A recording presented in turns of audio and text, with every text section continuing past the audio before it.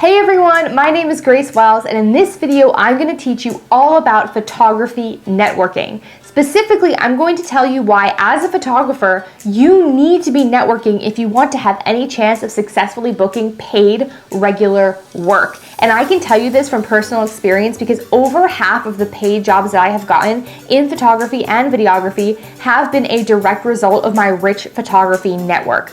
So if you want to learn how to build a photography network so that you can start booking as many paid jobs as possible, keep on watching. Now, before I run through the exact methods that I use to build my photography network into what it is today, I first need to explain why it is so important as a freelance photographer or a videographer to create and grow a network of other freelancers in your field. The first reason why every photographer needs a strong photography network, especially when it comes to creating a sustainable freelance business, is that much of our business in the freelance world comes from word of mouth.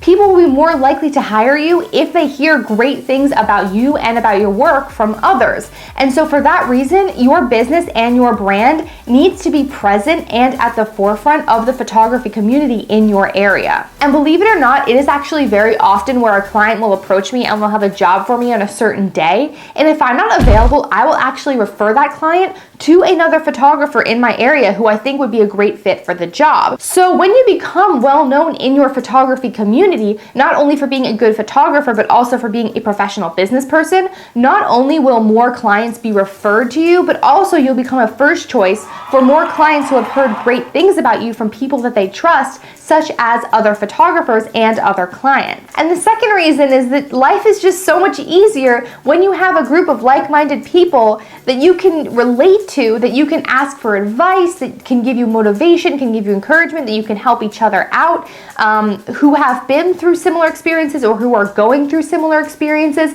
It just makes life so much nicer to have those people to support you through your photography journey. So now that you know why it's so important to build up your photography community, it's time to learn how to do it. The first thing that you should do in order to start creating and building a basic photography network is to follow and engage with local photographers on Instagram. And the local aspect of this is absolutely crucial because you should be following local photographers rather than just photographers around the globe so that you can start keeping tabs and understanding the photography industry and the photography landscape in your particular area. And more than just following them, you need to be consistently liking and engaging with their content so that there's a higher chance that you will catch their attention, that maybe they'll want to click on your feed and see what you're all about.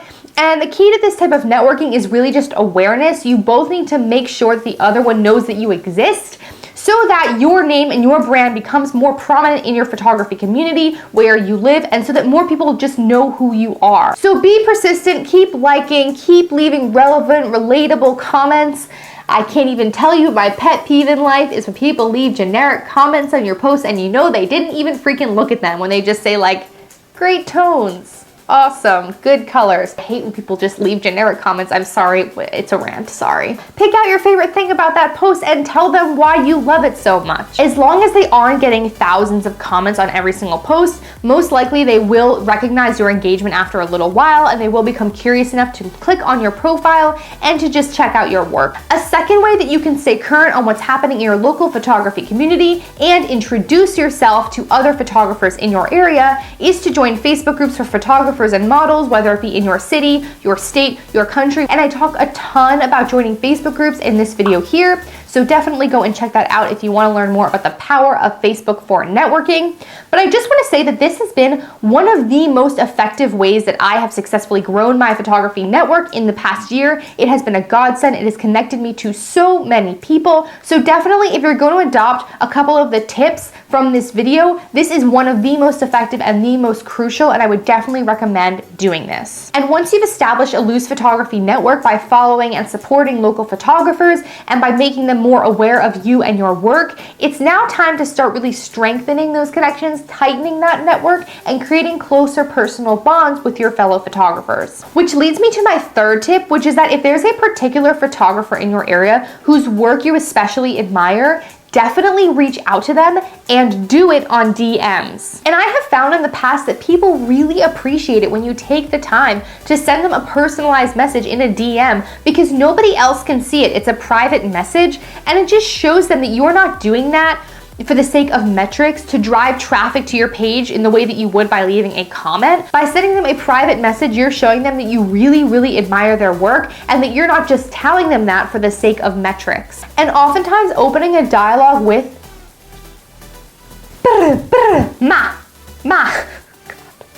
And oftentimes opening a dialogue with a compliment like this can really spark an amazing, engaging conversation and start helping you grow a more personal connection with that other photographer. And like, you don't need to be fake about this. You can be genuine. Find photographers that you really love and tell them what you really love about their work. There's no harm in paying someone a compliment if you really mean it.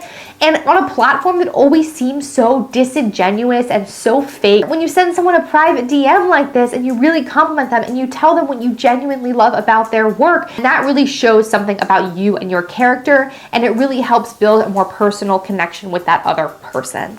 Now, switching gears back over to Facebook, a fourth way to build your photography network on those Facebook groups would be to post a call for photographers in your area to meet up and chat and collaborate, much in the same way that you might post a call for models if you were planning on doing a specific shoot. So you would say something like, "Hi, my name is this, I'm a photographer in this area, and I'm looking for other photographers to network with, to chat with, to grow with, to ask advice on, like, let's connect, let's collaborate."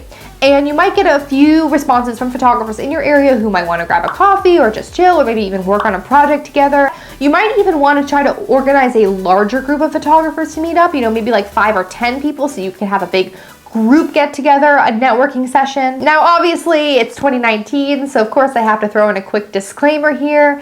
Please, please, please be safe about this. If you're meeting up with someone in person, you have to check out their profile ahead of time, check out their social media, check out their website, make sure they are a legit photographer, that they have an active body of work, that their body of work doesn't say creepy things about them, because every once in a while you go on an amateur photographer's page and you're like, are they a photographer or are they just doing photography because they have ulterior motives? I don't want to judge people, but sometimes I see their photos and I'm like,